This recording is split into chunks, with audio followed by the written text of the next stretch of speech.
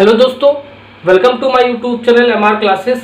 पिछले लेक्चर में आपको प्रश्नावली 4.2 कंप्लीट करा दिया था। तो प्रश्नावली 4.2 में हमने क्या पढ़ा था, इस टाइप का आपका कोई भी द्विघात समीकरण दे रखा, मान लो यही आपका द्विघात समीकरण है, ठीक है। इस टाइप का आपका द्विघात समीकरण दिया होता था तो हम गुणनखंड विधि से, ठीक है, गुणनखंड विधि से सॉल्व करते थे, x का 2 मान निकालते थे, वही आपका मूलों का संख्या होता था, ठीक है। प्रश्नावली 4.2 में हमने पढ़ा।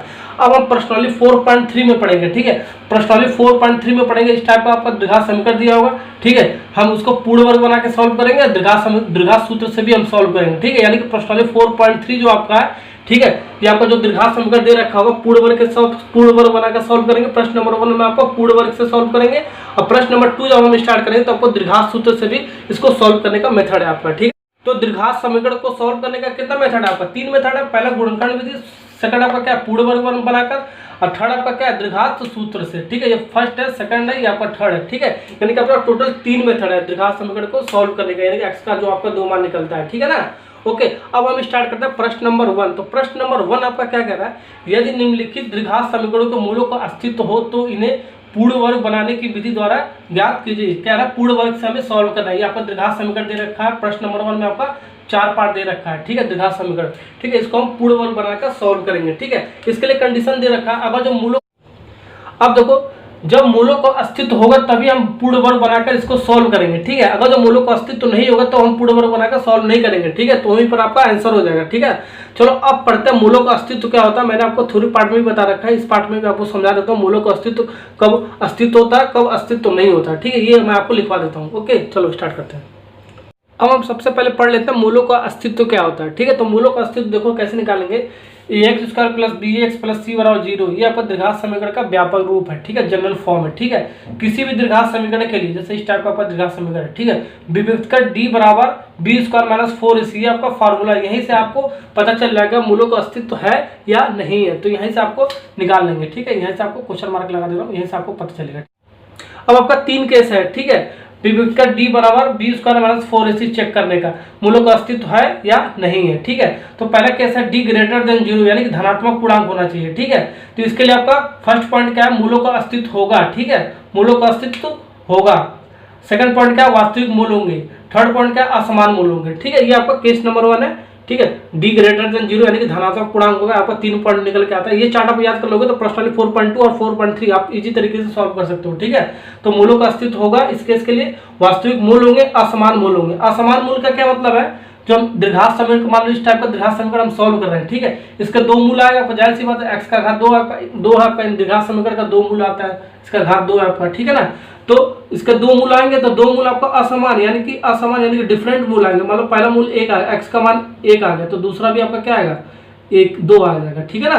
तो दूसरा 2 आ जाएगा, ठीक है। ये आपका डिफरेंट मूल आ रहा है, ठीक है ना। जैसे 5 आए फिर 4 आएगा, ठीक है। ये आपका 2 मूल डिफरेंट आएगा, ये आपका असमान मूल का मतलब होगा, ठीक है। केस नंबर सेकंड क्या आपका, d = 0, विभक्त का d = 0 यानी कि b² - 4ac जब निकालोगे तो इसका d = 0 आएगा, ठीक है। अगर 0 इस केस में आएगा, ABC हम यहाँ से निकाल लेंगे, जो भी आपका द्विघात समीकरण दिया होगा, ठीक है, कंपेयर करके यहाँ से, ठीक है ना। ओके, अब d = 0 आ जाए तो मूलों का अस्तित्व होगा, ठीक है, फर्स्ट पॉइंट, ठीक है। अब सेकंड पॉइंट, मूलों का वास्तविक मूल होंगे, ठीक है। थर्ड पॉइंट, समान मूल होंगे। अब समान मूल का क्या मतलब हो गया, ध्यान दो, समान मूल जो x का जो हमारा 2 मान निकलेगा, ठीक है, मान लो 5 निकला तो दूसरा भी मूल आपका 5 ही निकलेगा, ठीक है। ये आपका समान मूल हो गया, ठीक है ना।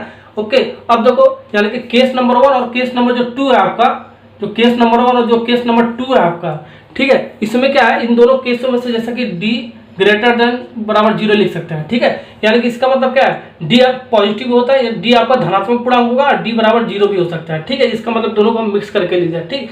इस केस में आपका मूलों का अस्तित्व होगा, मूलों का अस्तित्व होगा, यानी कि जो आपका केस नंबर 1 है और केस नंबर जो 2 है, इसमें मूलों का अस्तित्व होगा। देखो पहला पॉइंट आपका क्या, मूलों का अस्तित्व होगा केस नंबर 1 के लिए, इसमें भी मूलों का अस्तित्व होगा, यानी कि आपका दोनों आपका पॉइंट ये सेम है, ठीक है। ये भी आपका पॉइंट सेम होगा, जो वास्तविक पूछेगा वास्तविक, ये भी आपका पॉइंट वास्तविक मूल होंगे, इसमें भी वास्तविक मूल होगा, ठीक है ना। ये भी आपको ध्यान रखना है, ठीक है। ये भी वही भी पूछ सकता है, वास्तविक मूल के लिए भी पूछ सकता है, ठीक है। यानी कि दोनों केस के लिए आपका मूलों का अस्तित्व होगा। जब इसको हम सॉल्व करेंगे, ठीक है, डी का मान निकालेंगे तो मूलों का अस्तित्व होगा, तो हम उसको पूर्ण वर्ग बनाकर सॉल्व करेंगे, ठीक है। और थर्ड वाले केस में आपका देखो, डी लेस देन जीरो यानी कि ऋणात्मक पूर्णांक होगा। ठीक है, जब डी निकालोगे यहाँ से फॉर्मूले से तो आपका ऋणात्मक आएगा, -1 -2 -4 इस टाइप का है। ठीक है, तो उस केस में आपका पहला पॉइंट क्या है, मूलों का अस्तित्व नहीं होगा। ठीक है, जब मूलों का अस्तित्व नहीं होगा इस केस के लिए तो हम उसको पूर्ण वर्ग बना के सॉल्व नहीं करेंगे, वहीं पर आपका आंसर हो जाएगा। ठीक है, अब सिर्फ वास्तविक अवास्तविक मूल होगा। ठीक है, सेकंड केस आपका क्या अवास्तविक मूल होगा। इस केस में आपका कोई भी मूल नहीं मिलेगा। ठीक है, एक्स का जो दो मान निकालते हैं द्विघात समीकरण के लिए, इस केस में हमारा कोई भी मूल नहीं बनेगा। ठीक है ना, ये पॉइंट है थर्ड वाले केस में। तो आपको केस नंबर 1, केस नंबर 2 और केस नंबर 3 आपको समझ में आ गया होगा। ठीक है, अब हम इन तीनों केसों की सहायता से हम इस प्रश्न नंबर 1 को सॉल्व करते हैं। ठीक है, इसको आप नोट कर लो एक बार। ओके, अब चलो स्टार्ट करते हैं फर्स्ट पार्ट, प्रश्न नंबर 1 का फर्स्ट पार्ट। अब हम प्रश्न नंबर 1 का फर्स्ट पार्ट स्टार्ट करते हैं। तो चलिए स्टार्ट करते हैं। 2x² - 7x + 3 = 0 इसको पूर्ण वर्ग बना के सॉल्व करेंगे अगर जो मूलों का अस्तित्व होगा। तो मैंने मूलों का अस्तित्व के बारे में आपको डिटेल में बता दिया है। ठीक है, अब हम समीकरण, अब देखो प्रोसेस क्या होता है। ठीक है, सबसे पहले मूलों का अस्तित्व निकालेंगे। ठीक है या नहीं है। तो प्रोसेस सबसे पहला होता है 2x² - 7x + 3 = 0 आपको दे रखा है। सबसे पहले जो का तो उतार लेंगे, हम उसको समीकरण नंबर 1 मान लेंगे। ठीक है, अब समीकरण नंबर 1 को व्यापक द्विघात समीकरण क्या होता है आपका, ax² + bx + c = 0 से तुलना करने पर। ठीक है, जब तुलना करोगे देखो x² के सामने x² का हम तुलना करेंगे। तुलना करने का मेथड मैंने आपको बता रखा है। ठीक है, रैखिक समीकरण में ax² 2x²। ठीक है ना। ओके, अब देखो ax² = 2x² लिख सकते हो, यहाँ से इसको बराबर कर सकते हो, तुलना कर रहे हैं। ठीक है ना, x² से x² कैंसिल, तो a बराबर क्या आ गया, यहाँ से 2 आ जाएगा। यहाँ से आपका abc का मान निकल जाएगा। ठीक है, bx x के सामने x वाला यानी कि bx। ठीक है, bx बराबर क्या हो सकता है आपका -7x, x से x कैंसिल यानी कि b बराबर क्या आएगा आपका -7। ये आ गया ना। अब अचर पद ये होता है, c क्या होता है, अचर पद होता है। अचर पद क्या आपका +3 है यानी कि c बराबर +3। ठीक है, इसका तुलना करोगे c का अचर पद के साथ आपका क्या आएगा, 3 आ जाएगा, +3 आ जाएगा। अब a b c का आपका मान निकल गया। ठीक है, अब इसके लिए हम विभक्त कर निकालेंगे। ठीक है, यानी कि d बराबर b² - 4ac, तो यानी कि विभक्त कर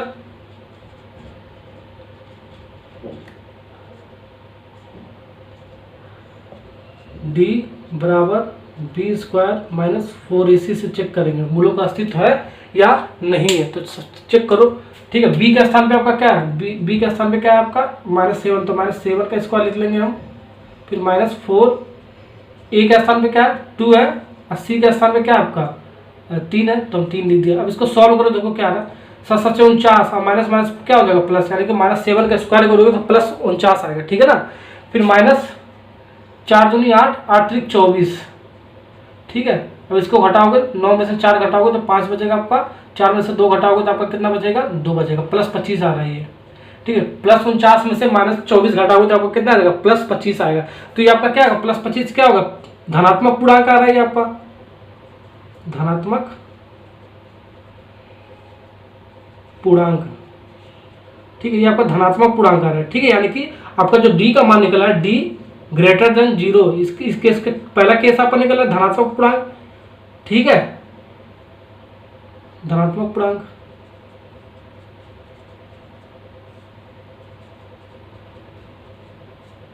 ओके, यानी कि d ग्रेटर देन 0 आ रहा है आपका, यानी कि d का जो वैल्यू आ रहा है आपका प्लस में आ रहा है, धनात्मक पूर्णांक में आ रहा है। तो हम कह सकते हैं फर्स्ट केस आपका केस नंबर 1 है आपका, यानी कि मूलों का अस्तित्व होगा।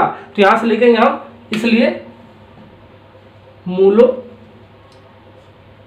का अस्तित्व होगा। ठीक है, 2 पॉइंट और इसमें आपका वास्तविक मूल्य भी होंगे, और साथ ही साथ आपका जो मूलों की संख्या होगा, मूलों की संख्या आपका असमान हो गया, यानी कि जो x का जो मान निकलेगा डिफरेंट निकलेगा। ठीक है, ये भी क्वेश्चन आपका पूछ सकता है, लेकिन आपका सिर्फ पहचानना मूलों का अस्तित्व होगा या नहीं, यानी कि d ग्रेटर देन 0 आपका मूलों का अस्तित्व होगा। जब मूलों का अस्तित्व होगा तो हम निकालेंगे पूर्ण वर्ग बनाकर सॉल्व करेंगे। ठीक है, जब सॉल्व करते हैं, अब हम पूर्ण वर्ग बनाकर ठीक है द्विघात समीकरण को सॉल्व करेंगे। तो मेथड क्या होता है ध्यान से सुनना। ठीक है, सबसे पहला प्रोसेस क्या होता है इसमें, सबसे पहले जो दिया होता है उसको हम समीकरण नंबर 1 मान लेते हैं। ठीक है, 2x² - 7x + 3 = 0 दे रखा है, इसको हमने समीकरण नंबर 1 मान लिया। ठीक है, अब पहला प्रोसेस यानी पहला रूल आपका क्या है, जो x² का जो गुणांक होता है यानी कि x² का जो कोफिशिएंट होता है, ठीक है कितना है 2 है, तो 2 से हम समीकरण नंबर 1 में भाग दे देंगे। ठीक है, तो यानी कि 2 से हम भाग देंगे तो समीकरण नंबर 2 में समीकरण सॉरी एक में 2 से भाग देने पर, ठीक है, कोई भी एक्स स्क्वायर का गुणांक 5 हो तो हम 5 से भाग देंगे, ठीक है। एक्स स्क्वायर का जितना गुणांक होगा उतने में हम समीकरण नंबर 1 से हम भाग देंगे। तो चलो भाग देना, तो क्या बचेगा आपका 2x स्क्वायर में से 2 से भाग दो तो यानी कि एक्स स्क्वायर बचेगा आपका। ये आपका 7 डिवाइड बाई 2x बचेगा आपका। ये आपको प्लस 3/2 बचेगा और ये बार 0 डिवाइड बाई 2 करोगे तो आपका ये 0 हो जाएगा, ठीक है ना। ये आ गया ना, यहाँ से हमने भाग देकर समीकरण नंबर हमने ये इसको मान लो समीकरण नंबर 2 मान लो, इसको हम समीकरण नंबर 2 मान लेते हैं। ये आपका फर्स्ट प्रोसेस था, ठीक है। जो भी फर्स्ट स्टेप समझ आएगा ना आपको। अब सेकंड स्टेप में आपको क्या करना है, ये दोनों फार्मूला आपको याद रखना है। ये आपका पूर्ण वर्ग का ही फार्मूला होता है, a प्लस बी का होल स्क्वायर बराबर a square plus 2ab plus B square. Second formula a minus B का होल स्क्वायर बराबर a square minus 2ab plus B square, ठीक है ना। ओके, अब देखो ये वाला फार्मूला कब आपका पूर्ण वर्ग बनाने में लगेगा, ये वाला फार्मूला कब लगेगा ये भी समझ लो आप, ठीक है। अगर समझेगा ये वाला लगेगा, देखो माइनस है ना, तो ये वाला a माइनस बी का होल स्क्वायर वाला फार्मूला आपका लगेगा इसमें, ठीक है, पूर्ण वर्ग बनाकर। अब देखो सेकंड प्रोसेस आपका क्या है, सेकंड स्टेप आपका क्या है, ठीक है। ये आपका क्या है, एक्स स्क्वायर क्या आपका a स्क्वायर है, ठीक है ना।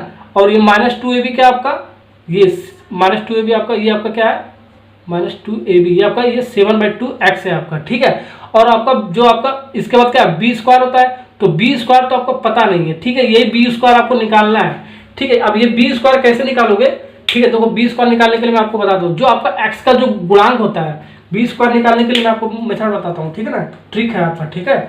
ये याद कर लोगे तो कभी भी आप भूलोगे नहीं, ठीक है, इस मेथड से करोगे तो बी स्क्वायर निकालने के लिए हम क्या करेंगे, बी स्क्वायर निकालने के लिए जो एक्स का जो गुणांक होगा, ठीक है, सबसे पहले एक्स का गुणांक लिख लेंगे 7/2, ठीक है। एक्स का गुणांक हमने लिख लिया 7/2, प्लस है माइनस हम इससे मतलब नहीं है, ठीक है, 7/2। अब इसमें 7/2 में हम क्या करेंगे, ऐसे लिखो 7/2 में हम 1/2 का मल्टीप्लाई कर देंगे, 1/2 का हम मल्टीप्लाई कर देंगे, ठीक है ना। अब मल्टीप्लाई करने के बाद इसका होल स्क्वायर कर दो पूरे का, ठीक है।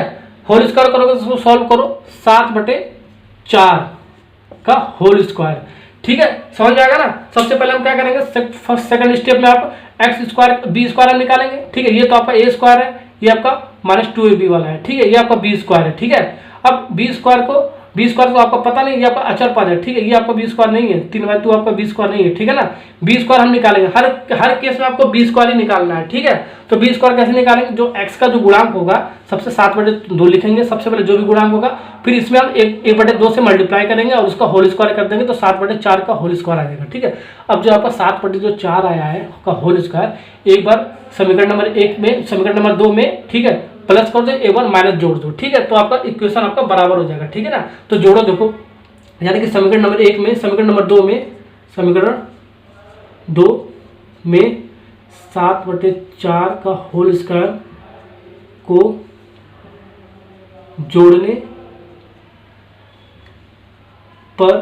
जोड़ने पर सिर्फ जोड़ोगे तो इक्वेशन आपका डिस्टर्ब हो जाएगा, ठीक है। उसको उतने से घटाओगे तो आपका इक्वेशन बराबर हो जाएगा, ठीक है ना।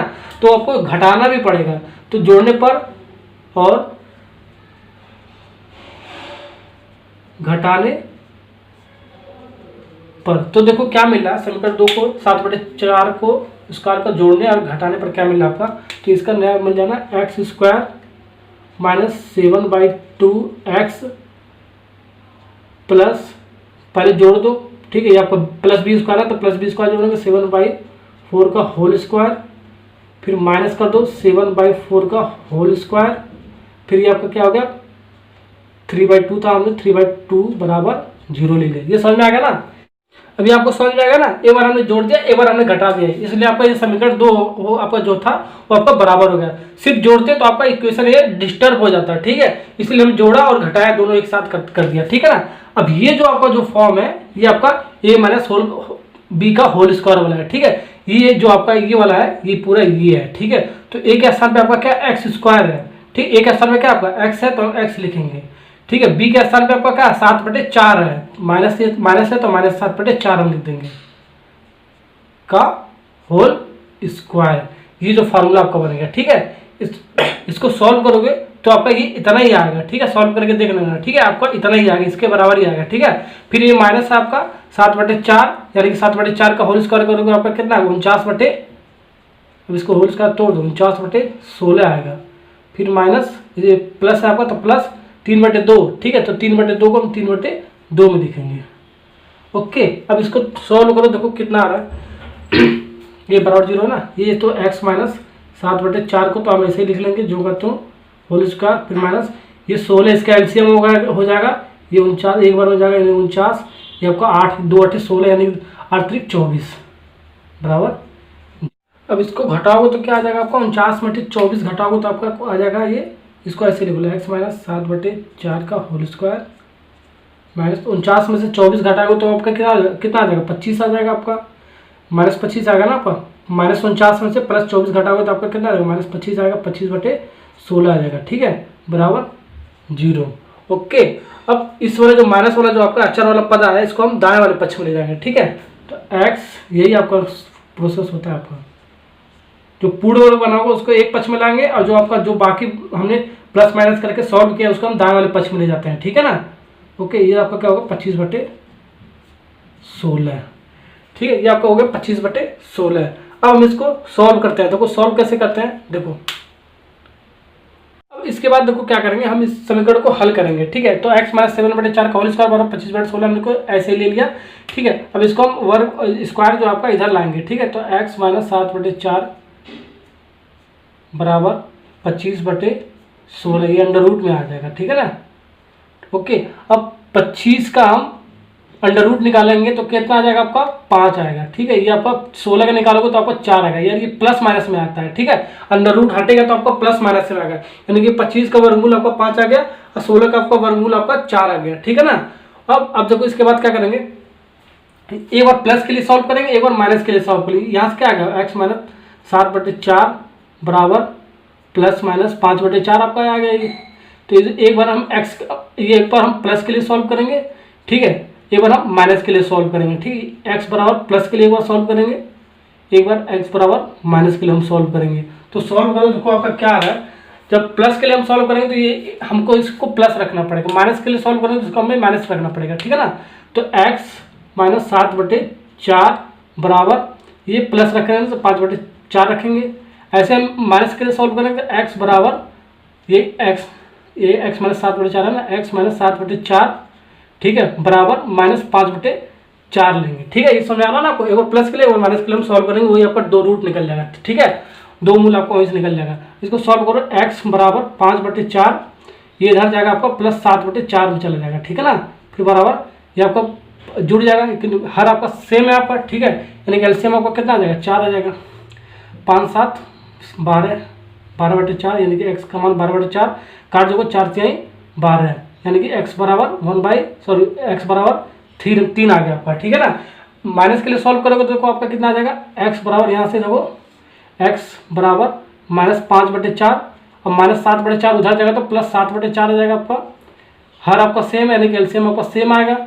इसमें 7 में से 5 घटाओगे तो कितना आएगा, ठीक है, प्लस 2 आ जाएगा आपका, यानी कि x बराबर कितना आ जाएगा, यहाँ से 2 से 4 कैंसिल, यानी कि 1/2 आ जाएगा, ठीक है। यानी कि x का मान एक बार प्लस रखने पर हमारे इस वाले में 3 आ गया, इसमें माइनस रखने पर x बराबर 1/2 आ गया, ठीक है। यही आपका क्या आ गया, यही आपका 2 मूल निकल गया, ठीक है। तो पहला वाला केस आपका ये था d ग्रेटर देन 0, 2 मूल आपका निकलेगा, साथ ही साथ असमान मूल निकलेगा, ठीक है। लेकिन जो x का मान जो होगा वो आपका डिफरेंट होगा, ठीक है, यही बोलता है आपका असमान मूल, ठीक है। यही आपका आंसर हो गया, x बराबर 1/2 और 3, ठीक है, ये आपका आंसर हो गया पहले वाले पार्ट का, ठीक है। ओके, अब सेकंड वाला पार्ट भी हम इसी मेथड से सॉल्व करेंगे। अब सेकंड वाला पार्ट देखते हैं। अब हम प्रश्न नंबर 2 का सेकंड पार्ट स्टार्ट करते हैं। तो सेकंड पार्ट में भी आपको सबसे पहले मूलों का अस्तित्व चेक करना है। अगर जो मूलों का अस्तित्व होगा तो हम इसको पूर्ण वर्ग बना के सॉल्व करेंगे, अगर जो मूलों का अस्तित्व नहीं होगा तो हम पूर्ण वर्ग बना के इसको सॉल्व नहीं करेंगे, ठीक है, वहीं पर आपका आंसर हो जाएगा। तो चलो स्टार्ट करते हैं। सेकंड पार्ट आपका ये दे रखा है, तो इसको हमने सबसे पहले समीकरण नंबर 1 मान लिया। अब प्रोसेस आपका सेम, यहाँ तक तो आपका प्रोसेस हर एक क्वेश्चन में आपको करना ही है, ठीक है। तो समीकरण 1 को हम इसके द्विघात व्यापक समीकरण से तुलना कर देंगे इसके व्यापक से, ठीक है। तो आपको देखो तुलना करने पे क्या मिलेगा, ax² बराबर 2x² के आपका कंपेयर करोगे तो 2x² के बराबर x² से x² कैंसिल, यानी a बराबर क्या आ गया, 2 आ गया यहाँ से। ऐसे bx बराबर किसके, x के, आपका x से x कैंसिल, यानी कि b बराबर 1 आपका मिल गया, ठीक है। c बराबर आपका क्या है, देखो सी बराबर ये अचर पद वाला यानी कि -4 है तो हमने -4 ए बी सी का वैल्यू मिल गया। अब हम इसका बी का डी बराबर चेक करते हैं। डी बराबर बी स्क्वायर -4 से यहीं से आपका मूलों का अस्तित्व निकलता है आपका। तो चेक करो, देखो क्या निकल रहा है आपका। बी स्क्वायर क्या आपका 1, तो 1 का स्क्वायर -4 इंटू ए 2 है, सी क्या -4 है। ओके, इसको सॉल्व करो। 1 का स्क्वायर 1 ही आएगा आपका, फिर माइनस 4 दूनी 8 गुणे -4, ठीक है। अब देखो ये क्या आ रहा है आपका 1 माइनस का मल्टीप्लाई माइनस में होगा तो आपका प्लस हो जाएगा, ठीक है ना। 8 चौक को 32 मल्टीप्लाई करोगे ना, 8 चौक को 32, ठीक है। अब इसको करोगे तो आपका कितना आ जाएगा आपका 1 प्लस 32 यानी कि 33 प्लस 33 आएगा ये आपका, यानी कि क्या ये आपका ग्रेटर देन 0 के है, ग्रेटर देन 0 का यानी कि यहाँ पर धनात्मक है आपका। यानी कि यहाँ से लिख सकते हो सिंस डी ग्रेटर देन 0 यानी कि धनात्मक पूर्णांक है आपका, धनात्मक पूर्णांक। धनात्मक पूर्णांक है तो हम लिख सकते हैं यहाँ से, ठीक है। यानी कि कौन सा केस है आपका, पहला केस है, ठीक है, केस नंबर 1 है आपका। तो हम लिख सकते हैं यहाँ से क्या है आपका मूलों का अस्तित्व तो है, इसलिए मूलों का अस्तित्व है, ठीक है ना। यहाँ से हमने चेक कर लिया मूलों का अस्तित्व है। जब मूलों का अस्तित्व होगा तो हम सबसे पहले पूर्ण वर्ग विधि से इसको सॉल्व करेंगे। चलो सॉल्व करते हैं। अब हम इसको पूर्ण वर्ग विधि से सॉल्व करेंगे क्योंकि आपका ये मूलों का अस्तित्व आपका है। अब देखो सबसे पहले समीकरण नंबर 1 कौन है, समीकरण नंबर 1 लग गया। अब पहला रूल आपका क्या है, पहला स्टेप आपका क्या है, जो एक्स स्क्वायर का जो गुणांक होता है उसी से हम भाग दे देते हैं, ठीक है। समीकरण यानी कि एक्स स्क्वायर का गुणांक कितना है 2 है, तो समीकरण नंबर 1 में हम 2 से भाग दे देंगे। भाग दोगे तो कितना बच जाएगा आपका 2x स्क्वायर से 2 से भाग दोगे तो 2 से 2 आपका कट जाएगा, यानी कि एक्स स्क्वायर बचेगा। ये आपका x/2 बचेगा आपका, उतार लो ऐसे। ये आपका -4/2 यानी कि आपका कितना बचेगा -2 बचेगा बराबर 0। ये आपका हो गया ना, इसको हम समीकरण नंबर 2 मान लेते हैं। अब यहाँ तक आपको समीकरण नंबर 2 तक समझ में आ गया ना। अब देखो, अब हम 2 फार्मूला मैंने आपको बताया था, ये वाला फार्मूला आपको पता होना चाहिए। कौन सा फार्मूला लगेगा मैंने ये भी बता रखा है, ठीक है। ये वाला साइन आपको बताता है कौन सा वाला फार्मूला लगेगा, ठीक है। तो ये वाला साइन आपका प्लस है तो ये वाला प्लस वाला फार्मूला आपका ये वाला लगेगा, ठीक ना। ऐसे मैंने आपको रूल बता रखा है, ठीक है। अब देखो क्या करेंगे, ठीक है। ये वाला फार्मूला यानी कि लगेगा, यानी कि एक्स स्क्वायर के स्थान में क्या आपका ए स्क्वायर है, यह क्या आपका ए स्क्वायर है, ठीक है। इसके x/2 के स्थान पे क्या आपका प्लस ये 2ab है तो हम 2ab लिख देंगे। और ये आपका क्या है, ये अचर पद है, अचर पद आपका उधर जाएगा, ठीक है। और प्लस इसके बाद क्या है b स्क्वायर है, तो ये दोनों तो आपको पता है, ठीक है। लेकिन आपका ये b स्क्वायर नहीं पता है, ठीक है। तो b स्क्वायर हम निकालते हैं। तो b स्क्वायर हमने रूल क्या बताया कैसे निकालेंगे, ठीक है। जो आपका x का जो गुणांक होता है, ठीक है, x का गुणांक क्या है 1/2 है तो 1/2 लिख लेंगे, 1/2 लिख लेंगे। फिर 1/2 से हम क्या करेंगे, इसको मल्टीप्लाई कर देते हैं 1/2 से। हमेशा 1/2 से हमें मल्टीप्लाई करना होता है। जो x का जो गुणांक होता है हमेशा उसको 1/2 से मल्टीप्लाई करना होता है और पूरे का होल स्क्वायर कर देना होता है, ठीक है ना। यही आपका इसके बाद हम क्या करेंगे, इसको सॉल्व कर लेंगे तो 1/4 का होल स्क्वायर आ जाएगा b स्क्वायर के स्थान पे, ठीक है। अब 1/4 का होल स्क्वायर जो आया है, ठीक है, ये रफ काम आपको करना पड़ेगा, ठीक है ना। 1/4 का जो स्क्वायर आया, 1/4 का होल स्क्वायर जो आया, एक बार जोड़ेंगे एक बार घटाएंगे, ठीक है। तो जोड़ने घटाने पर आपका समीकरण नंबर 2 में क्या मिल रहा है देखो, ठीक है। अब लिखेंगे यहाँ पर समीकरण 2 में, समीकरण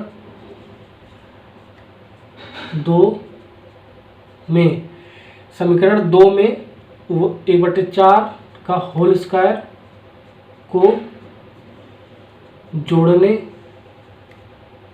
तथा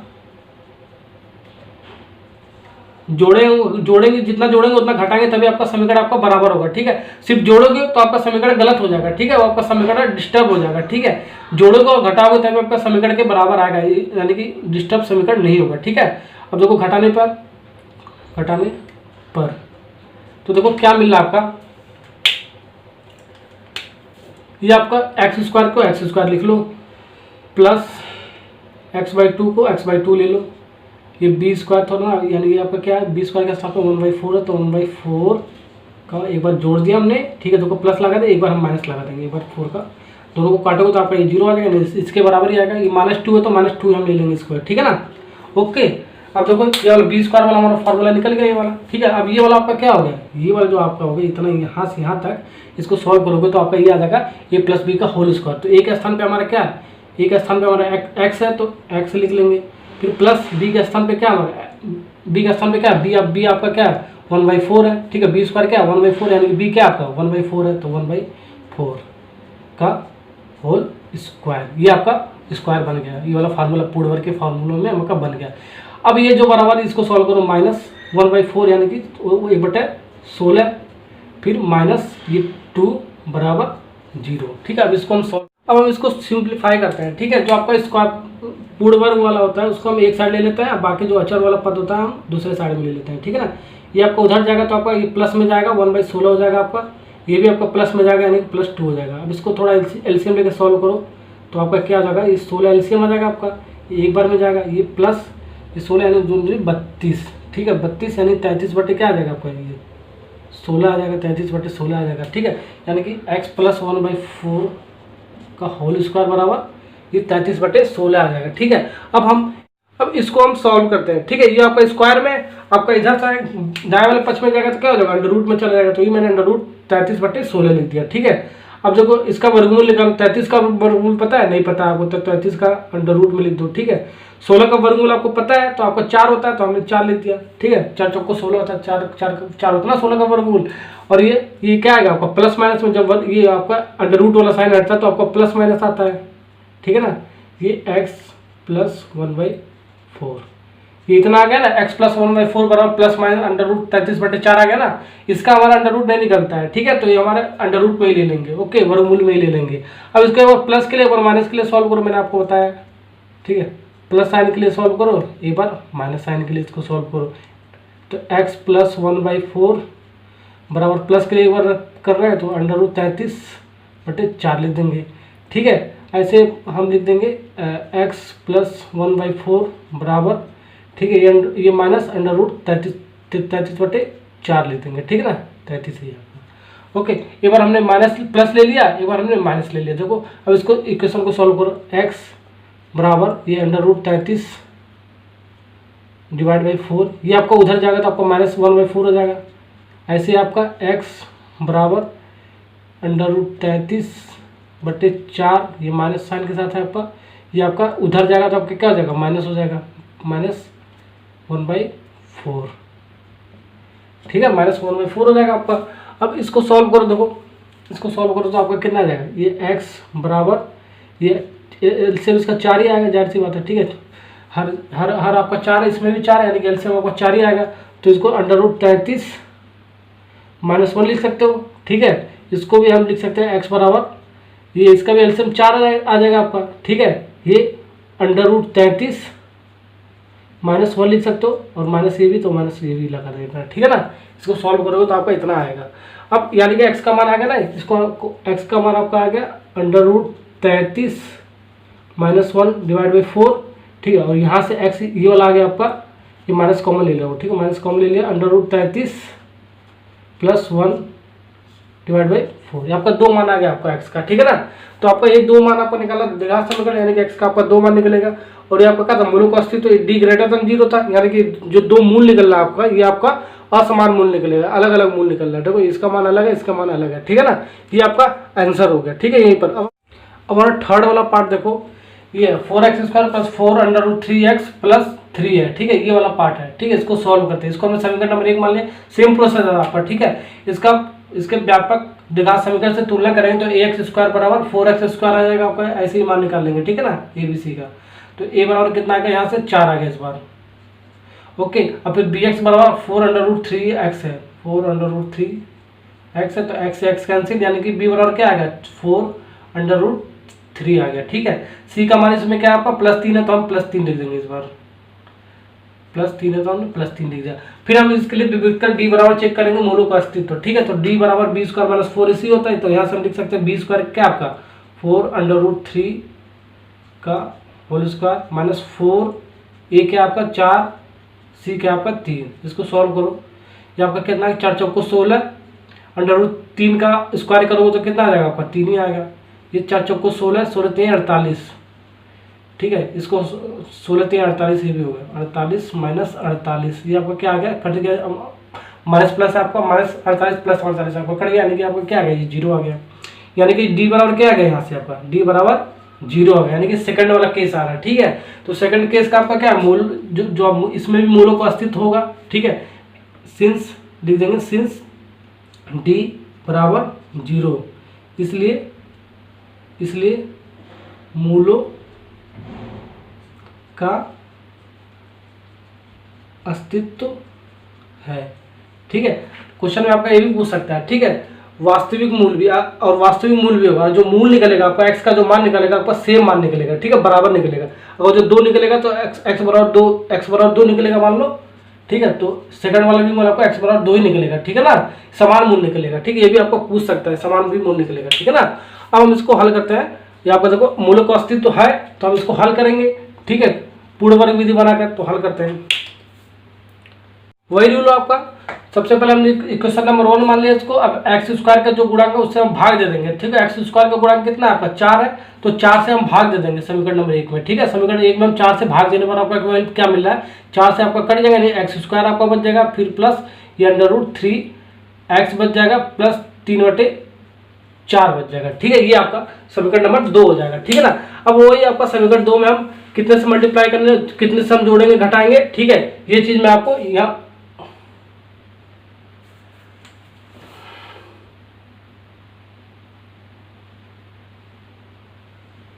अब तो इतना समझ में आ गया ना। अब इसके बाद क्या करेंगे, हमारा ये प्लस है आपका साइन √3x यानी कि a + b का होल स्क्वायर वाला फार्मूला आपका लगेगा। देखो ये वाला a + b का होल स्क्वायर बराबर a² + 2ab + b² वाला फार्मूला। ये आपका क्या है, ये आपका a² है, ये आपका क्या प्लस, ये प्लस है तो प्लस यानी कि 2ab वाला आपका ये है, और ये आपका क्या, ये आपका अचर पद है। ठीक है, ये आपका b² होता है। ठीक है, b² हमें निकालना होता है। ये हमारा 3/4 b² नहीं होता है। ठीक है, b² हमें निकालना होता है। ठीक है ना, तो b² हम कैसे निकालते हैं, ये आपका 3/4 आपका उधर चला जाता है। ठीक है, ये आपका अचर पद है, इसको हम b² के टर्म्स में नहीं मानते हैं। अब देखो b² निकालने के लिए क्या करेंगे हम, सबसे पहले देखो जो x का गुणांक होता है, x का गुणांक इसमें क्या √3 है, तो √3 लिख लो। ठीक है, इसको 1/2 से हम मल्टीप्लाई कर देंगे। अब फिर इसका क्या कर देंगे हम, इसका होल स्क्वायर कर देंगे, यानी कि √3/2 का हम क्या कर देंगे, इसका होल स्क्वायर आपका आ जाएगा। ठीक है, अब यही जो √3/2 का होल स्क्वायर जो है उनको जोड़ेंगे और घटाएंगे। ठीक है, समीकरण 2 में। ठीक है, तो समीकरण 2 में √3/2 का होल स्क्वायर। ठीक है, जोड़ने और घटाने पर आपका देखो क्या मिल रहा, तो जोड़ेंगे और घटाएंगे तो क्या मिलेगा आपका x², फिर प्लस √3x, फिर प्लस, ठीक है, ये आपका क्या होगा √3/2 का होल स्क्वायर। एक बार जोड़ा हमने, एक बार हमने घटाया, तो आपका समीकरण बराबर हो जाएगा। ठीक है ना, फिर ये कितना आपका प्लस 3/4 बराबर 0। ये समझ आ गया ना आपको।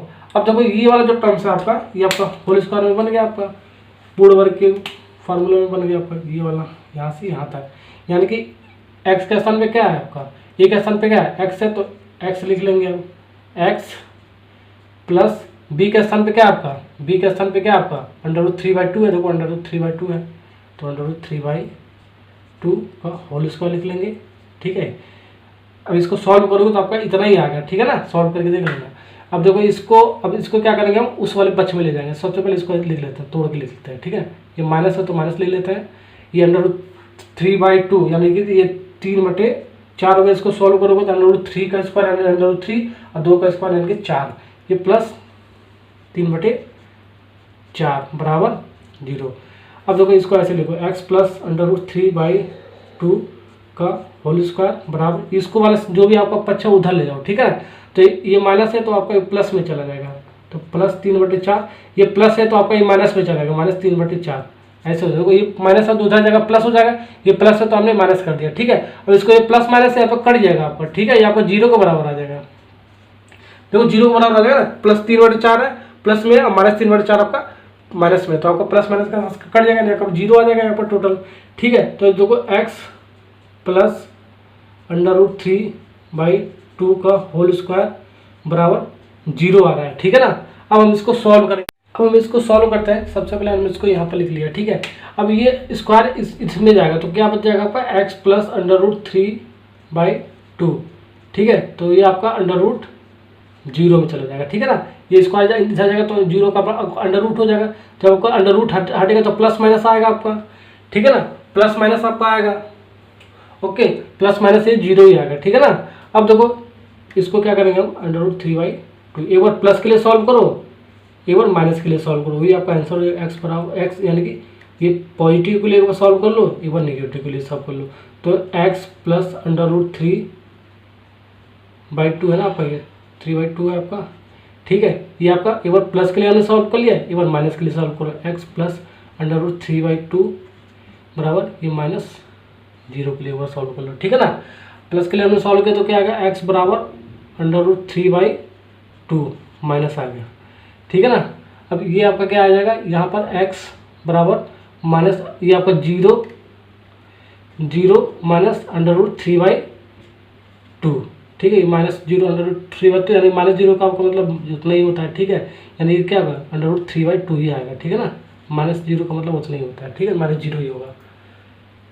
ये √3/2 और √3/2 आपका है, यानी कि दोनों मूल आपका समान आ रहा है। इस केस में क्या आपका, क्योंकि d बराबर 0 है यानी कि दोनों मूल आपका समान आएगा। ठीक है ना, देखो ये भी आपका मूल बराबर है, x बराबर ये बराबर, ये भी आपका बराबर है, यानी कि x बराबर क्या हो गया, -√3/2 और -√3/2, ये दोनों मूल आपका बराबर आ रहा है। ठीक है, d बराबर 0 आ गया तो दोनों मूल आपका बराबर ही आता है। ठीक है ना, ये आपका थर्ड वाले पार्ट का आंसर हो गया। ठीक है ना, ओके।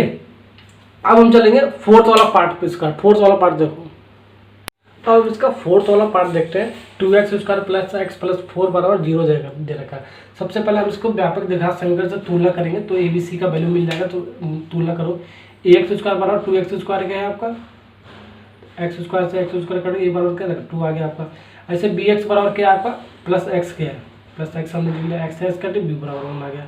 c बराबर आपका क्या है, c बराबर आपका 4 है तो हमने 4 ले लिया। ठीक है, अब यहाँ पर हम मान रख देंगे b² - 4 से d बराबर निकल जाएगा आपका, b वृत्त का निकल जाएगा, यहीं से आपका मूलों का अस्तित्व पता चल जाएगा। ठीक है ना, तो b आपका क्या 1 के स्क्वायर फिर -4 इंटू a क्या आपका 2 है।